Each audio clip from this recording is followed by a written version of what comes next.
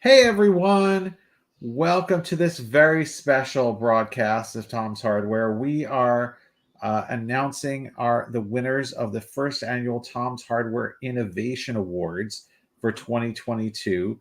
By the way, I want to mention for those of you watching on Facebook or YouTube, our comments and chat are open, so uh, feel free to chime in there. And if anybody has any questions about stuff that we can answer, uh, we'll take it up.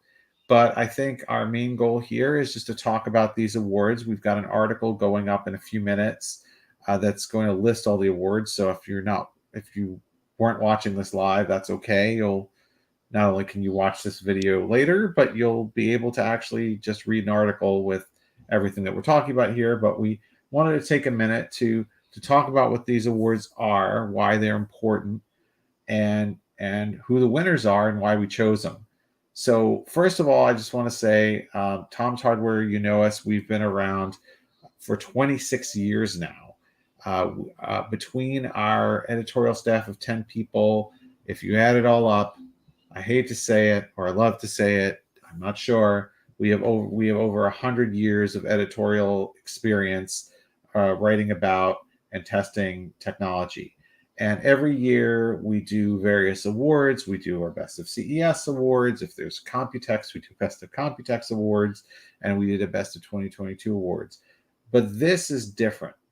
We are talking now about innovation purely. We're going to talk about 26 products that really are in some way game changers, potentially setting a new standard for other products to follow, doing something new and innovative. And I want to make it clear, while many of these are products that we've tested that are good products, this is done purely based on innovation, not on this is necessarily the best value for you or the best product to buy. And the rules for this were that it's a product that has either been shipped or announced in the last year. So shipped, if it's been shipped out to customers, we probably got one and tested it and can say with some authority, like, hey, this is how this performs. But other things that are innovative, are things that have been announced. So there, as we do with some of our trade show awards, these are awards based. These products are based on on what they're bringing to the table, but we can't vouch per se for the execution if it's something that hasn't come out yet. So I just want to keep that in mind, and we will mention that as we talk about each product. But I think the good thing about this list of products, which includes just a wide variety of enthusiast hardware, because that's who we are as Tom's Hardware, we're an enthusiast hardware site. So it includes everything from Raspberry Pi accessories to PC CPUs, SSDs, cases, full systems, laptops, monitors. We're looking at stuff that really we can get excited about what this company is trying to accomplish, what they're doing, and hope, that maybe others will follow or have followed this lead. So, by the way, I'm Abram Pilch, editor-in-chief of Tom's Hardware, and I want Paul here, our deputy managing editor, to introduce himself. Well, I'm Paul, the deputy managing editor. I review CPUs, and I work a lot with the team on just all of the various things. Maybe not all of the things that we work on, but a lot of the stuff that we work on. So this is our list of what we think is the most innovative of the year. So. Yes, Paul is the premier component expert, probably in the world.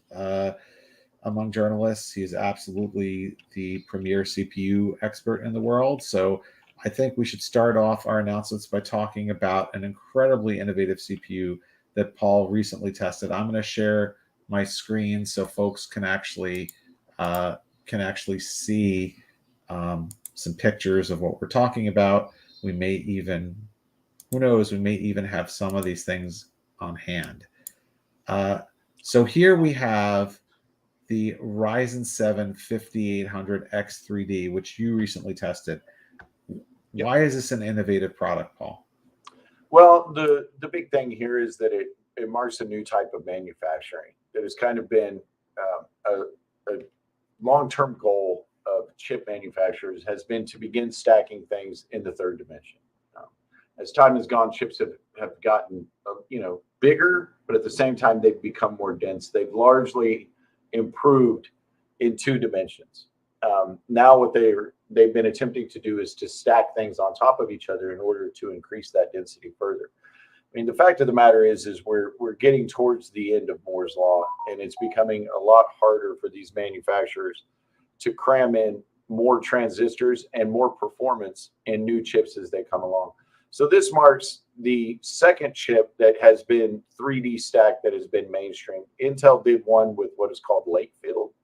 However, Lakefield was designed more for low power applications. It was a very low power, largely unsuccessful processor. It really didn't get a whole lot of traction, and they ended up, it went to end of life relatively early.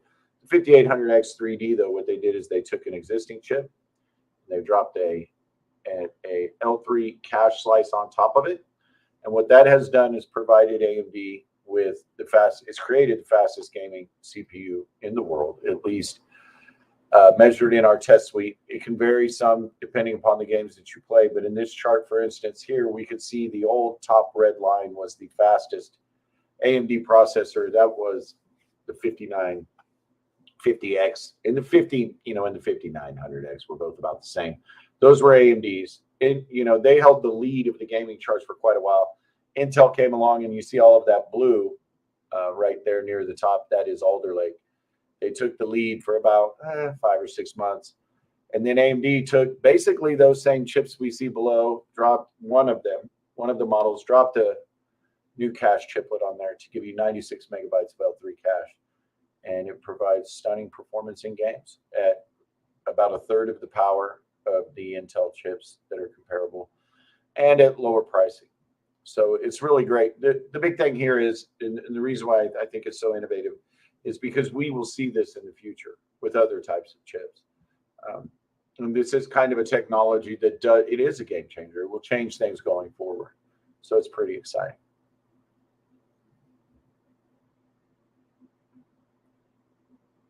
I think you're muted, Eamon. Aha. Yes. There we go. So I didn't click over you. Yes. So it is really great to see that kind of innovation in a CPU, and we're hearing it from the world's leading CPU reviewer. So this is a really massive achievement. Next thing we're on to is a monitor. So this monitor, this Alienware monitor that just recently came out, absolutely. Now, listen, there's a lot of great monitors out there. We track them on our best monitors page. But what's really special about the Alienware Aw3423BW, say that 5 times fast, is that it combines quantum dot with OLED technology. And in doing that, it just gives you an unbelievable picture. And so what you are getting in this is it's it's just about 1440p because it's just about 4K rather. It's 3440 by 1440, and it's very curved. It's got an 1800 curve. But what you're getting here is 1,000 nits of brightness, 108% of the DCI-P3 color gamut, which is just fantastic. Most monitors don't get anywhere near 100%. And then you're getting 175 hertz refresh rate. But our tester found that it actually felt more like a 240 in terms of just how smooth and tear-free the gaming was on this. So, this is just a fantastic gaming monitor that combines, there's not just a good gaming monitor, but it combines OLED, which has previously been something that's been really hard to come by in a gaming monitor. There was Alienware made, I think, a 55-inch a couple of years ago, but not at this refresh rate. And, mostly you've seen OLED in TVs, and you've seen OLED in a couple of high-end I created professional monitors, but this one brings us OLED to the gaming masses. So really fantastic achievement. And there's a bit of good news about that QD-OLED technology. The reason why it's been fairly rare in gaming monitors and such is because it's very expensive, and Samsung had problems with yield when they made those monitors. A very high percentage of them, because the technology is so advanced, they did not work. They didn't come out well. So the panel yield was very low. Earlier this month, as a matter of fact, around the middle of this month, Samsung announced, or the middle of last month, excuse me, Samsung announced that their yields are at like 75%, which is about twice what they were before. So you should see this technology become significantly cheaper and far more available over the coming months. As a matter of fact, they actually put out press releases. Yeah, I mean, these are the technologies you want on your thing. I mean, your phone, as we've seen over the past several years, most phones have OLED, or the high-end phones have OLED, and then you go and you look at your computer monitor, and it's such a letdown after that. And high-end TVs are OLED, but bringing OLED to the desktop and for gaming is something that really hasn't happened in a serious way. So that's really cool. On to the next. So Microsoft Laptop Surface Studio. So this really so this innovates in a way that it's finally kind of taking a new form factor that's been experimented with a little bit before and perfecting it, and that is the easel form factor. So the screen swings forward and goes over the keys in the keyboard to give you more of a kind of an artist palette if you're using a pen and you want to draw on it or something like that. It works really well, and you can also get it with discrete GPU. So, and that's 120 hertz display right there. So it's, we've seen some experimentation with this easel form factor before from like Acer, but Microsoft is actually taking it to a place where people could really use it and want to use it.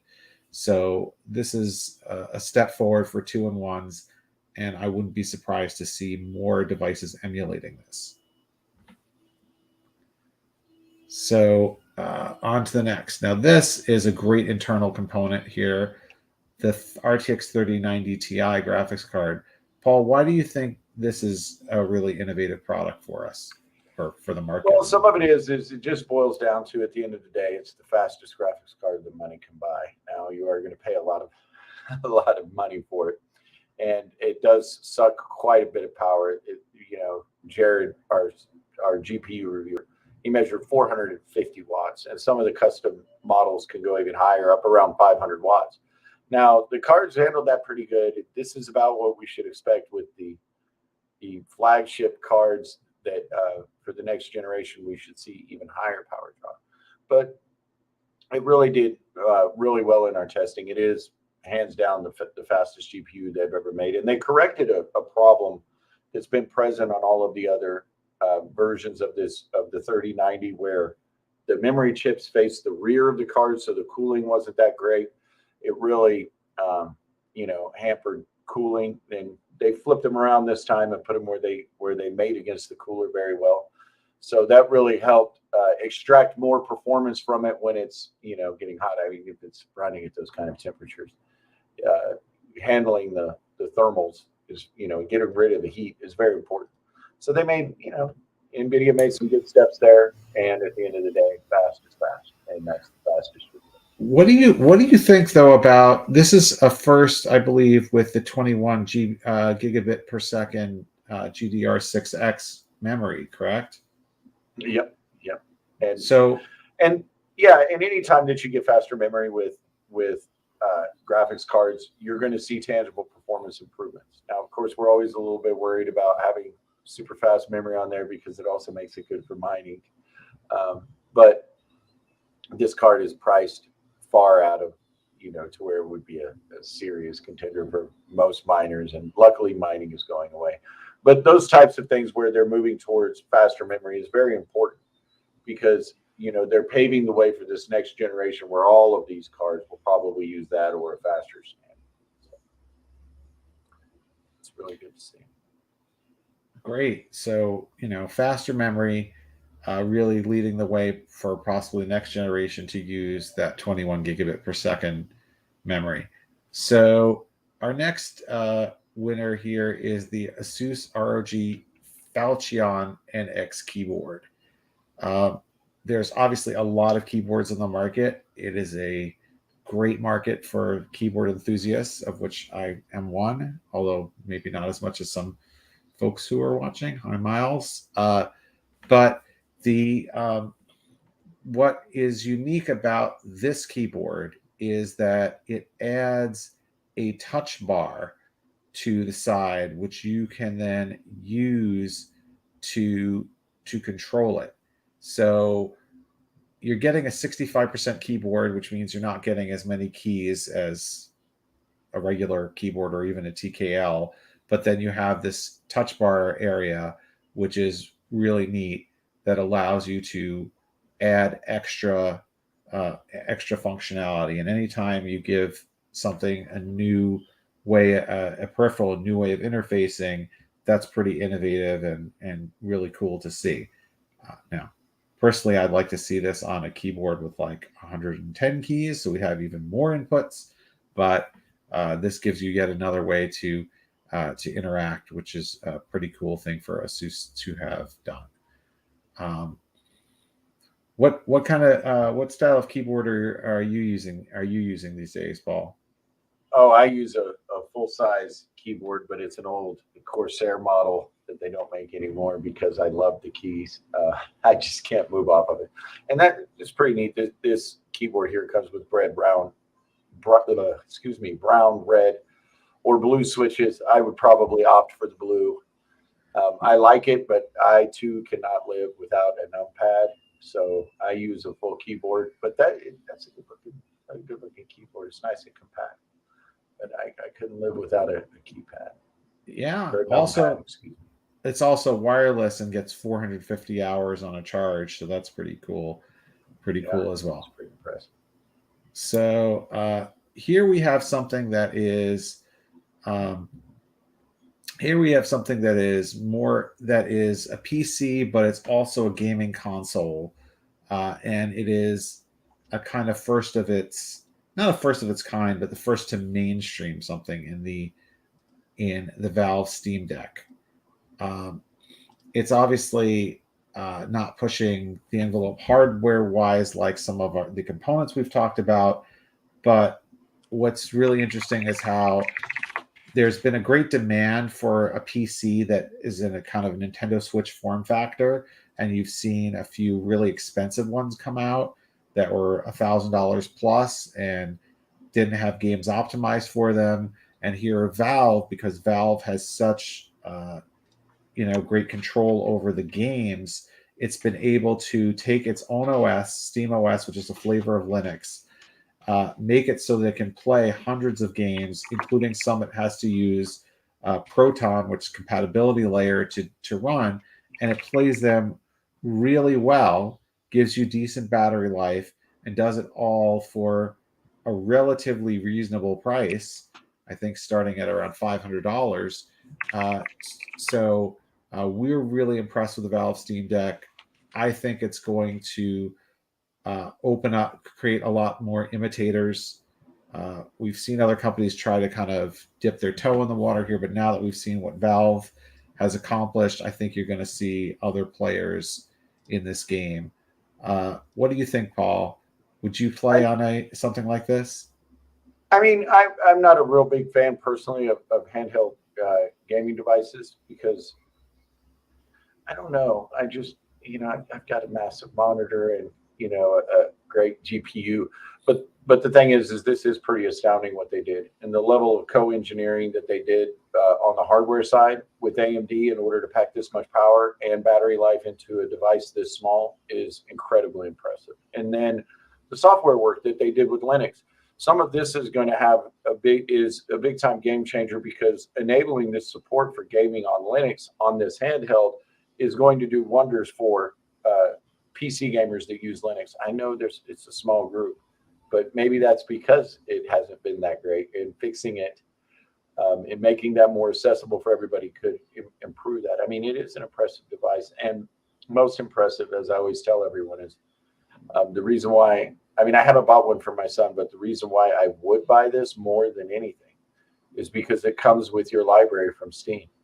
You know, we've had a library from Steam for over a decade, so there are so many games on there. And when you buy a new handheld, if you're just buying a brand new one first into that ecosystem, you're spending a lot of money on games. Well, this comes with what you already own in terms of your game. So I think it's fantastic. I will probably wait until second gen hardware and then buy it. You see, this is one that when I showed my son who's 10 and obsessed with Minecraft, he had a Minecraft birthday party yesterday. He has a Switch, and he said, I want this because playing Minecraft on the Switch is not very good, but playing it on PC, you have a lot of flexibility and you can do all kinds of things with mods, and he wants to be able to take it with him. So this is something I can see people really doing is, being able to take that PC gaming experience on the go in a credible way. So now we're on to the Razer Basilisk V3, which is an absolutely awesome mouse. And it has a few things going for it that are really pushing the envelope. One is it's got a scroll wheel that is smart and adapts to what you're doing. So it knows what you're doing. It can go from kind of a smooth mode to a notched mode, which is not unheard of. Logitech has done this on the MX Master, for example, but it does a scroll acceleration, which is really cool. It has 13 different programmable buttons. And if you want to use them for something else, there's a hyper shift button that allows you to use them for a second function. So you're getting like 26 functions there. Then you have 11 customizable RGB zones. So you really can push your customization to the limit. And you have a sensor that goes up to 26,000 CPI, but a sniper button that lets you go and change the resolution on the fly. So if you got to move more quickly to do something like in a FPS game, you can. So a lot going on there. With it also uses optical mechanical switches for longer battery life. So you've got a lot of innovation piled on top of each other for this mouse.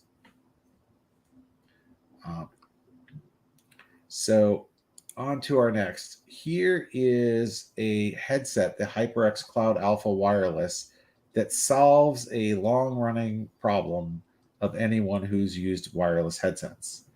I'm sitting here right now hoping that this headset does not run out of batteries before the end of this broadcast. But if I had the HyperX Cloud Alpha Wireless, I wouldn't have to worry about that very often, because it claims, and in our tests, it did really well, 300 hours of battery life, which is 10 times what a normal wireless headset would get you. That's 25 days at 12 hours a day. I'm sitting here doing the math. That's crazy.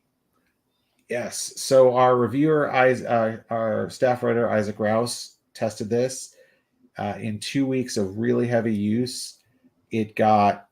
It just dropped below 50% battery. So, and of course it has good sound and is comfortable.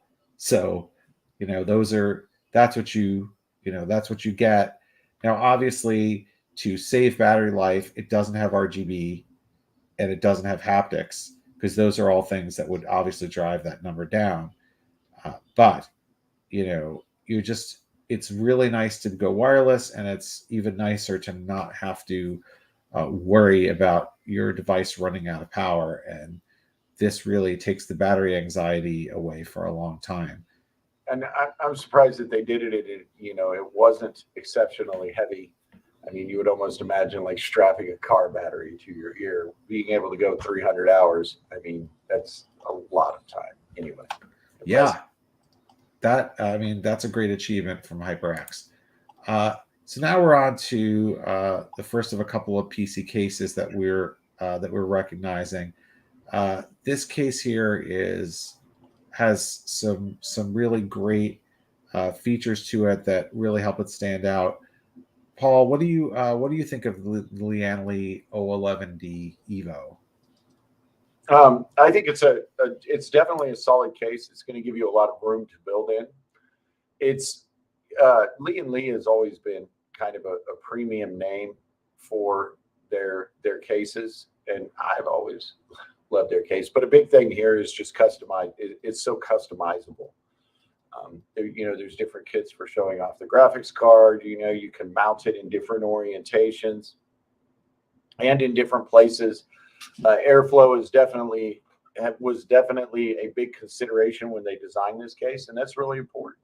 Today's components are only ever getting hotter, so I think that I would like to build a system in it. I think it looks great. Yeah, so what really makes this innovative is that there are accessory kits for it, and it's just really easy to swap out the parts to do different things with the case. So it's not just, hey, here's your case, set it and forget it, but you can get, for example, an I/O kit that gives you more ports. You can do other things like a kit to pull in more air for better airflow. So there's a lot of flexibility with this case. Normally cases are just sort of like you buy the case and that's all there is to it. But the Lian Li O11D Evo actually has an ecosystem behind it of accessories that you can get to do different things with it. That's cool, because I don't know how many times I've looked at a case and it doesn't have USB Type-C, and I'm like, if it was just for that, I'd buy it. And then you look at a case that does have USB Type-C and it doesn't have good airflow. So that's being able to tailor is great. No question about it. So now we're on to a product that we haven't tested yet because it's not out yet, but it is the first of its kind. Paul, tell us about the Samsung PM1743. Well, the big thing here is you'll notice that it has a little bit of a different type of connector than you would see in a PC. This type of connector isn't in a PC, but that's because this is designed for servers. However, this is the next generation of tech lies under the hood there that we will be using in PCs, because it's PCIe 5.0.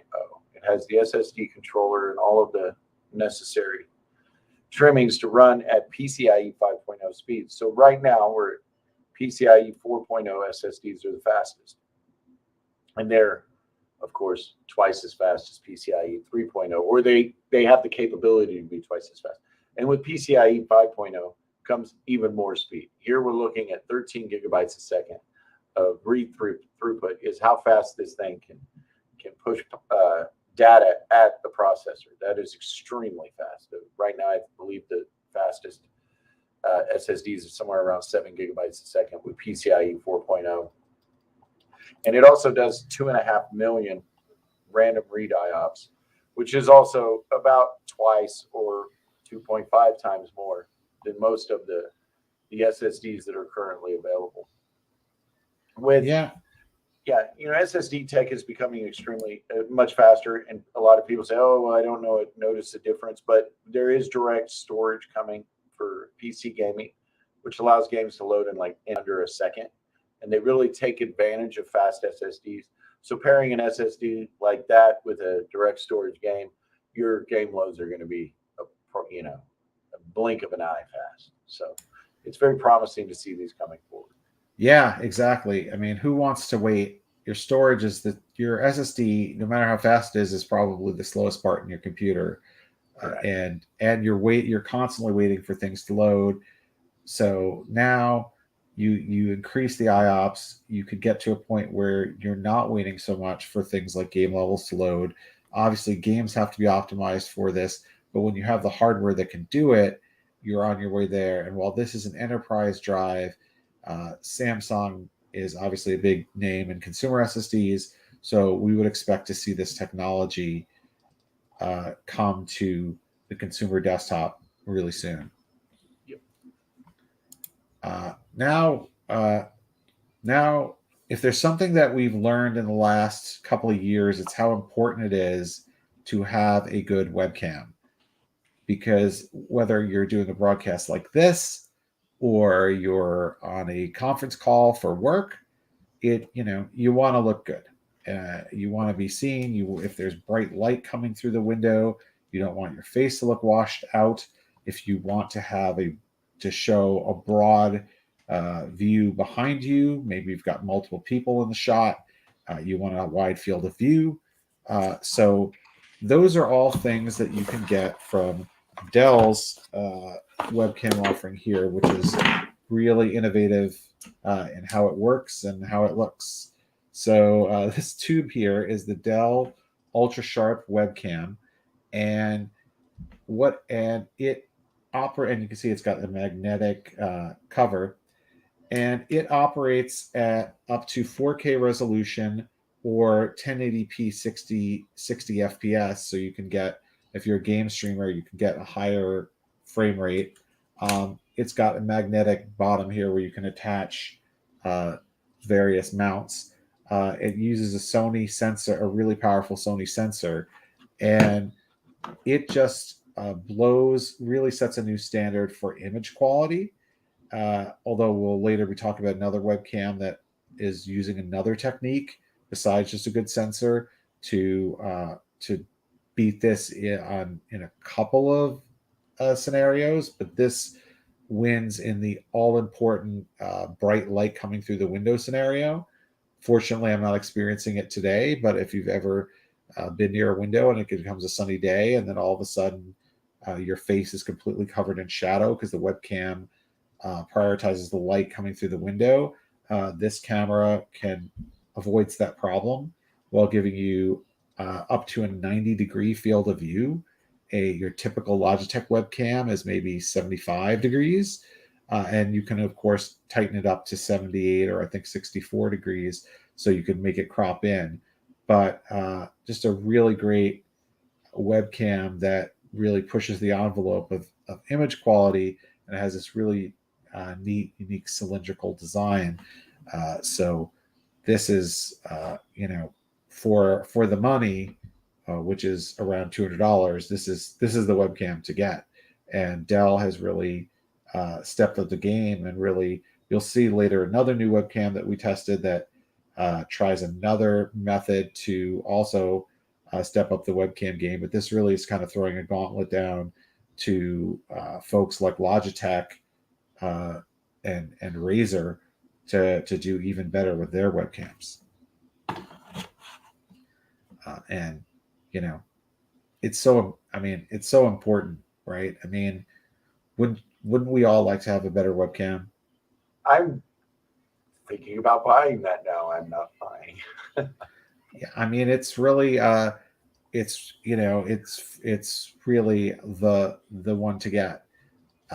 So on to the next. Here we have something that has, obviously 3D printers are something that we've taken on in coverage in the last year. It's something that we absolutely love.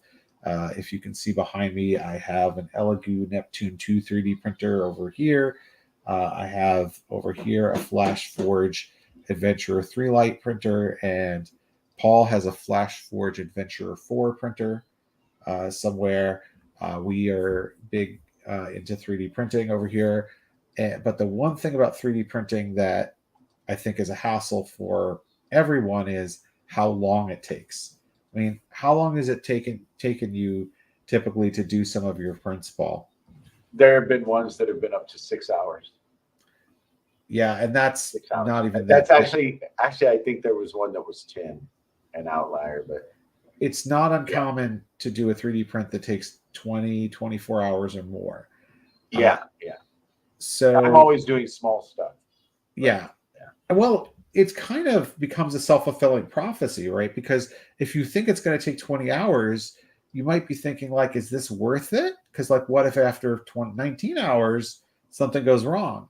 Or what if I want to use it for something else? I mean, that's why a lot of people have many 3D printers. But so Anker, which is known for their chargers and wires and other cool things, is getting into the 3D printing space. And this is one that we haven't tested yet, but we're giving this innovation award based on the potential, what it's supposed to be doing, and it is capable of printing at 250 millimeters a second, or in regular mode, and 2,500 millimeters in a lower quality mode. Now, that is compared to, say, a regular printer like the one behind me, which is normally going to be operating around 60 or 70 millimeters a second. I just looked up mine just to do a comparison, and its top speed is 150. So this thing is in regular mode 2.5 times faster, but in fast mode way faster. But keep in mind, even if your printer's top speed is that, it may not. Yeah. It may not actually do that at regular quality at that speed. So you can shave several hours off of your print time. This is made from a mostly metallic build, so the build quality looks to be really nice. It also has a built-in camera and a web app, so you'll be able to take an app on your phone, watch your print as it's going, and even share video of the print on social. Although I don't know, too many people get too excited about watching videos of other people's stuff print, but if you do, you'll be able to share that. So really promising 3D printer that we hope really ups the ante in terms of print speed. So we see others in the industry trying to step it up and make their printers faster as well. So on to something that I just found really fun, which is the Thermaltake Pacific R2 Ultra Memory LCD monitor. Are you familiar with this one, Paul? Yeah. We've seen this one. Yes, definitely. So, I mean, I'm of the opinion, staring at my 4 monitors now, that you can never have too many screens. And why not have more screens in your computer? Well, we've seen water blocks, and we've seen water blocks that had LED screens in them, that where you could see full color readouts. We've seen motherboards that have had sort of screens on them, but what about a screen for your RAM? This puts a screen, clips on top of your RAM, and it can show you either some specs like the temperature of your RAM, or the temperature of your CPU or GPU, or frequencies, or it can show an animated GIF file of your choosing. So this is a pretty cool concept. We've not seen a screen go on your RAM before. So Thermaltake is really breaking new ground here, giving you yet another place to get a visual inside your case. Yeah, I think it's cool. I think it's neat. If you have an older PC and you want to put a little bit of bling in it, and you don't want to spend like the $600 it takes to get a motherboard with a screen, this is pretty hassle free. Snap it on. I think it looks great. Yeah, I mean, we look forward to hopefully later this year doing an all screen build on Tom's Hardware, where we just put as many internal screens as possible. They have GPUs with them now. Yeah, so you can get a GPU. I guess all we need is a power supply. There is, or at least I'm not surprised. Cooler Master, I don't know if it's come out yet, but Cooler Master has been showing one for a couple of years. So yeah, I mean, get your screens. So here's something for Raspberry Pi. This is the Argon Eon Raspberry Pi Powered NAS. This is a case that allows you to turn your Raspberry Pi 4 into a network attached storage drive. Now, there have been, the software has been out there that you could turn your Raspberry Pi into a NAS for a while, but if you're just having a bunch of pieces lying around, it's not going to give you that like clean, boxed up experience that a lot of people want. So the Argon Eon allows you to easily stick up to 4 SATA drives in there with your Raspberry Pi 4. Turn on the storage, keep it nice and cool. Turn on the software, keep it nice and cool, and have network attached storage run by Raspberry Pi in your home or office. Do you use a NAS these days, Paul? Oh, I have. I'm a big proponent of NASs. I actually have 3. 2 of them are mirrored though, so anything that goes on one goes on the other. It's total overkill. I had a friend who happened to review NAS, so he gave me a bunch. I love NAS, but using a low-powered controller like that is nice. And none of mine look good. That's for sure. That looks good. Mine are just big box, with a bunch of bays. That looks nice. It's pretty attractive. I mean, if you have the ones I have are also can be pretty loud. So having a nice low-powered controller in there, that'd be nice. A silent NAS. Also, obviously this is Raspberry Pi, so it's open source software. So, you don't have to do other things with it.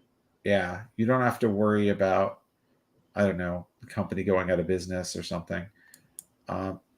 So next we're looking at the Lenovo ThinkBook Plus Gen 3. This is one that is not out yet, but we got to go hands-on. I personally got to go hands-on with and test at Lenovo Press event back in January.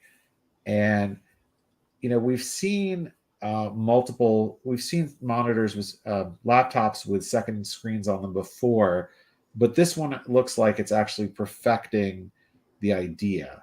Do you remember, Paul, like the W700, there was a ThinkPad W701DS back about 10 years ago where the screen popped out of the side of the 17-inch. It was like a 10-inch screen that popped out. I actually knew someone who had one. He had gotten it as a review unit. It was probably his most prized possession ever. He loved to get it out on planes and show people next to him. How did it fit on the tray table? I mean, that was really to travel in first class. Yeah, it's like the most ridiculous thing ever. It really didn't work, but he loved to brag. And I know exactly the one you're talking about. And it was very clunky and very large.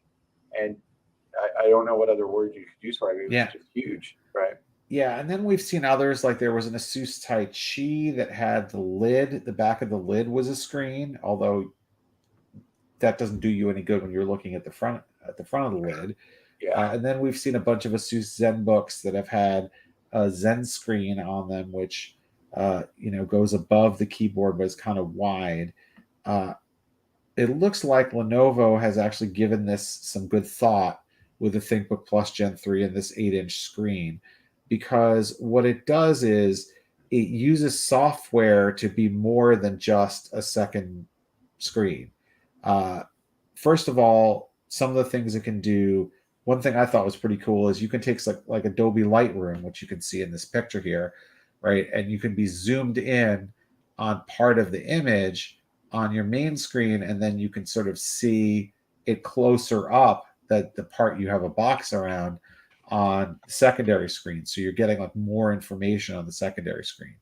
You can also use a feature that calls waterfall. So if you've got like a spreadsheet and you've got a lot of rows, it'll just show you the remaining rows on the secondary screen. They'll spill over. That screen just screams Twitter to me, or Facebook. Yeah, Facebook. You can also scrolling social media app. That's what I would use. Yeah, I mean, there are going to be dedicated apps for it. It has it's touchscreen, by the way. It has a calculator app. It can be a That'd be launcher nice. for your favorite apps. It also is going to actually do a phone mirroring. There's going to be phone mirroring software, so you can make it show a mirror of your Android phone screen on it, and Windows already has that. Yeah, yeah. They just but it'll be built in. It'll it just worked perfect. easily sync on this. So, and of course, you could just make Windows see it as a second monitor if you want to figure out another use for it. So, this is actually in a position where you could use it, where you could really use it. It is a wide laptop, but not unwieldy. So, kudos to Lenovo for Yeah. finally, finally making a second screen that might actually be helpful to folks on their laptop. The only Uh, thing they'll have to have for sure is a way that you can lock it. yep. Because when I type, I could see myself. But I would love to have it to where I could just scroll like Twitter while I'm actually doing other things. Anyway. Yeah, I'm not That was sure if cool. there's I a like lock in the software, but it definitely can give you a lot of. I mean, I obviously believe you can never have enough screens. So, Yeah. speaking of screens, here's another really good one that from MSI. This screen here, the MSI MPG 321 URQD Xbox Edition, is a 32-inch monitor. We reviewed the we reviewed this, and we reviewed the original version, which is the non-Xbox edition, pretty much the same thing. And they're both really excellent, innovative monitors that use quantum dot technology. It uses an IPS panel that can hit 117% of the DCI-P3 color gamut. That is even more than the OLED screen we were just talking about. It is Xbox Series X certified, which means it can do a 4K. It can do 4K UHD resolution. Can do FreeSync or G-Sync at up to 144 hertz or 120 hertz for your Xbox because it has HDMI 2.1, and it also has built-in KVM features, so you can use it. You can use it to switch back and forth between systems like your computer and your console. So really great use of quantum dot technology here. Really strong, really strong output here. A really fantastic monitor that really helps raise the bar. Now on to another case. Oops. The Fractal Design Torrent PC case. So, Paul, what can you tell us about this case?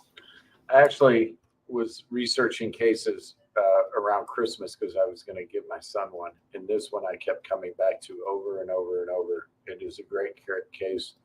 One thing that stands out, of course, is just the design is completely optimized for airflow. And everyone that has tested it or used it, they all say the same thing. It cools absolutely great. It's got to be one of the best PC cases that you can buy for cooling. A couple of big 180 millimeter fans up front. One thing too that's kind of just a little thing that most people probably would not care about is it has a 9-port PWM fan hub. If you use a lot of PWM fans like I do, PWM fans are a little more expensive. You would learn that it is very hard to find PWM connectors and hubs and things that work well with PWM fans because they aren't that common, but they're wonderful. Like if you want to build a quieter case and you're using really good quality PWM fans, having the ability to plug in more of those is great. So, I mean, it's actually a fantastic case. I did not end up buying this, but it's the case that won't go away. I may end up with one of these. It's really good. It is really a great case, so, from everything that I've read. Yes. So we've tested this. We found the airflow was excellent. Using those 180 millimeter fans, it's really steps up the game in terms of airflow while making a really attractive design.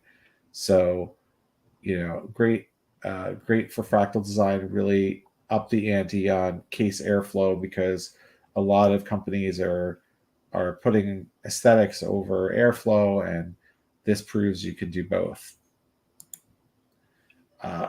Now, back to taking screens with you. How do you feel when you have to?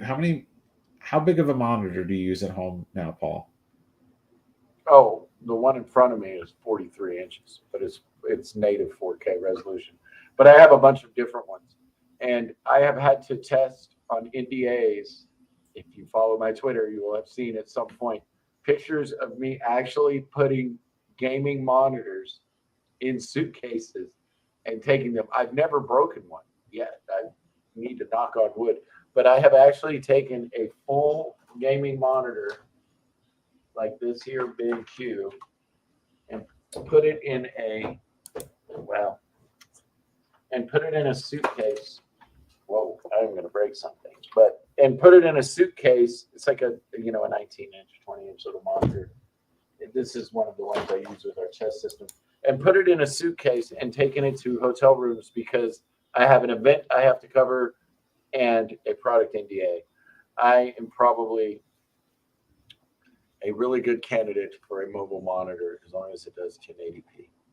Yes. So there are mobile gaming monitors, and we've covered some of those on our best portable monitors page. But as far as innovation goes, we really like the new Lenovo ThinkVision M14D, which is an evolution, which is the next level up from the M14 and M14T that we have tested. This one takes us up to a 16:10 aspect ratio, which is really nice because that's always more productivity friendly, and a 2240 by 1400 resolution. The design by Lenovo is, of course, top notch. We got to take a look at this at their press event, CES press event. It's got a great kickstand. None of this like folding the case, origami case or something to prop it up. And it's got USB-C ports on either side, so you can plug it into your laptop going, either way, and then use the remaining port as a pass-through for something else like a peripheral. So, really taking the portable productivity monitor to the next level with this higher resolution in 16:10. This ThinkVision it looks like it's going to be great for productivity. That looks really neat, and it's 16:10. I refuse to use anything that is not 16:10 for my own monitors. I use two main monitors. Yeah, exactly. You could also, of course, put it on its side. Hold out. I am what? You could, of course, have it in portrait mode if you wanted to, and then then have a really long web page. But I cannot bear when I'm traveling to have only one screen when I'm sitting here at home with four. So having this kind of thing that weighs just 1.3 pounds and you could stick it in your backpack and go, and it'll get powered off of your laptop, is really key. Here's another interesting innovation that kind of combines two things that we think are really cool: Raspberry Pi and handheld computing. Pimoroni, huge name in the makerspace, great innovator, and they've come out with the Pico System. It is a gaming system, handheld gaming system that is powered by the Raspberry Pi RP2040 chip, and it is designed for, well, there's a community behind it that has made games. It is really designed for you to learn how to program your own games for its 1.54-inch IPS display. You can program it via C++ or MicroPython, and the build quality on this is really excellent. We've reviewed it, and if you want to get into some game programming for fun, this is a really neat use of technology, really neat use of the RP2040 SoC. Yep, screams Game Boy to me as soon as I see it. It's like a little flash from the past. Build your own Game Boy, or rather, it comes built, but program your own Game Boy. It just reminds me of the little controllers for sure. Yeah. So now here's a really neat gaming laptop, the Alienware X14. Have you seen this one before, Paul? No, I haven't seen this one, as a matter of fact. So the Alienware X14 we've reviewed. It is for a 14-inch gaming laptop, pretty light at 4.06 pounds and just 0.57 inches thick.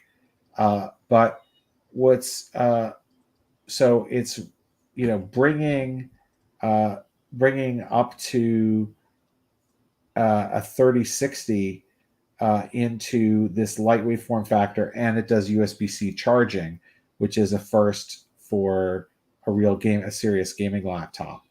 And of course, it's an Alienware, so it's got that really cool Alienware spaceship aesthetic. And that one is out right now. Speaking of webcams, here's one that tries to solve, I guess, kill two birds with one stone. The Dell that we showed before has no microphone in it because it's not even trying to give you a microphone experience. I guess the idea is if you would spend $200 on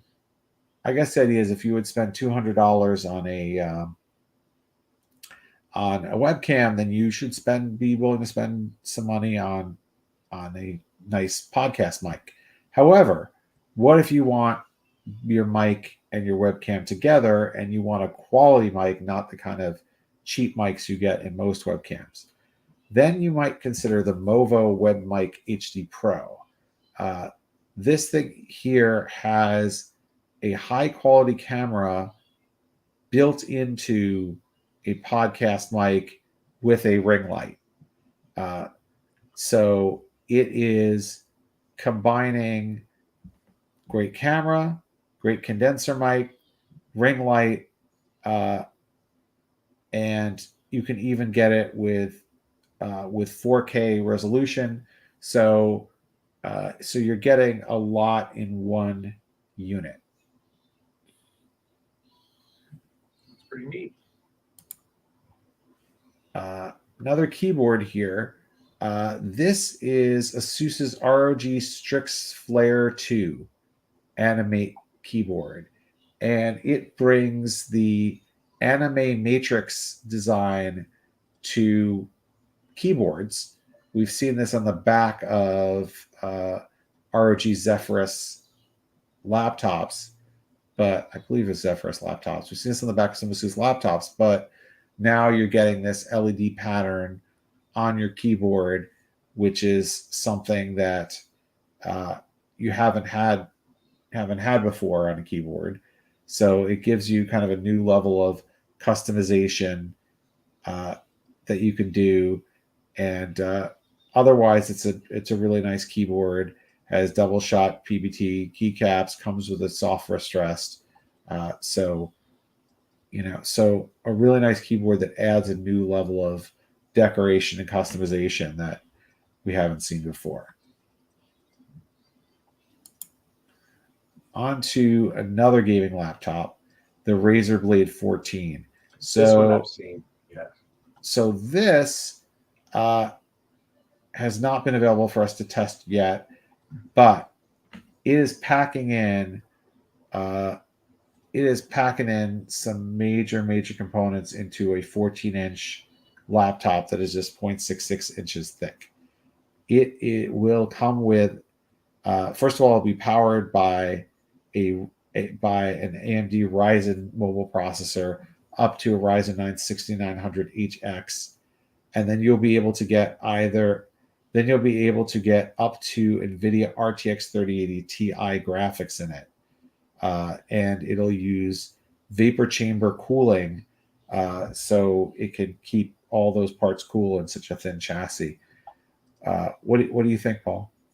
I think it looks great. I mean, we just have to see how it performs. But the vapor chamber cooling, of course, this is why I remember this one, because I remember when they made the announcement. But it looks pretty promising. I mean, if you can get a 3080 Ti into that small of a chassis, that is pretty impressive. They just keep getting smaller. But yeah, smaller gaming laptops definitely have a lot of appeal. So. Yeah, and of course, using AMD as the CPU is going to be really interesting, because we haven't seen a lot of systems where the AMD CPU really takes center stage on a powerful gaming rig, and here we're seeing one. Yeah, they tend to not be paired with the highest end GPUs. You know, there's a lot of reasons for that. It'll be neat to see. So here is a very interesting 3D printer that we reviewed last year, the Creality CR30. What's neat about this is it uses a conveyor belt.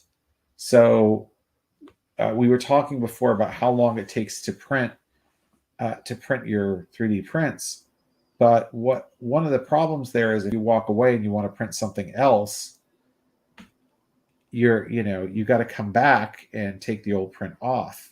Here you've got a conveyor belt. You could print onto the conveyor belt, and theoretically this thing could just keep going and going as long as it has filament going through it and making more parts. So it's pretty neat. In our tests, we managed to get it to print a number of parts during like a 15-hour session. So it really works, and that's another pretty cool way of getting around the speed problem with 3D printers is to just keep it rolling on the conveyor belt line.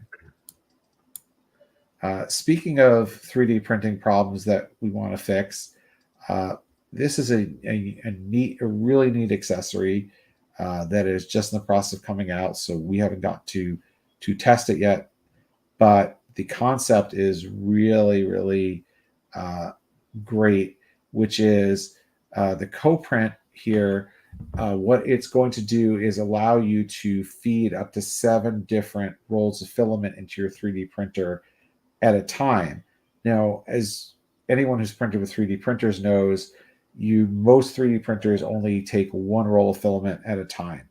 And if you want to do multicolor prints, the way that you do them, if at all, is to pause the printer, go manually change the color, and then keep it going again. But that's not practical if you've got a print that's going for 20 hours and you want to have a whole bunch of different colors. So this is going to take up to 7 rolls. You put them in, and then it's going to feed 1 line out to the Bowden tube on your 3D printer, and therefore it will allow you to get up to 7 colors, and you'll use software to tell it, okay, this layer will be red and this layer will be blue, and so I mean, think about where we were with color paper printing back in the day. I mean, I hate to admit it, but I'm old enough to remember when color printing was very exotic. And when I was in like college and I got myself like a HP color inkjet, and I thought it was the coolest thing ever. And yet it only was like a 3-color thing. So with 3D printing, I mean, it's mostly a monochrome enterprise right now. And this really shows you a way that you could get up to 7 colors. So that's pretty cool with your existing printer. So next and last but not least, we have another webcam, which is the Opal C1. So now this webcam takes a technology that we haven't seen in a desktop webcam before, which is which is computer, which is computer imaging and computational photography, and uses it to give you better low light photographs, better, to really improve the image quality by using an onboard processor, which is something that most phone cameras now do, but webcams do not. So now this is a fairly expensive product. It's $300, and they really want you to use it with a Mac because it comes with Mac only software. It does, in some environments, beat the Dell that we showed before in just pure low light. It does, although it doesn't beat it for, at least in our tests, with the overexposed scenario. But really innovative to see somebody take the technology that's been in phones for a long time and put it into a desktop webcam. There's no reason why the webcam for your desktop or laptop shouldn't be as good as or better than the cameras on your phone. And up to now, it really hasn't been. So that's a pretty neat change. What do you think, Paul? Do you want more computation out of your webcam? Anytime you can offload it, I mean, you could. I mean, if it can do some of the more tedious work for you, I think that would be interesting. It would definitely. I mean, if it can tune it on the fly, that's great. One less thing to worry about. But $300 is. I mean, that is a lot. But hey, you gotta look good on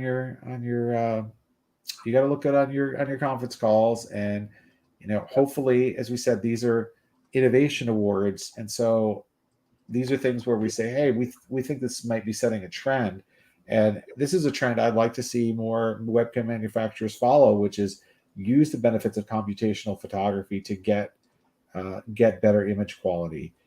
I mean, Dell is doing a great job with its sensor, and if I had to pick a webcam to buy right now, I would pick the Dell. But it's really interesting to see computational photography enter the mix. So those are our 26 Innovation Award winners for 2022. If you don't have a photographic memory and don't want to scroll back through this broadcast to see them all, we have an article that is up right now on our website. I'm going to actually put it on the screen right now, but you will see it on our homepage.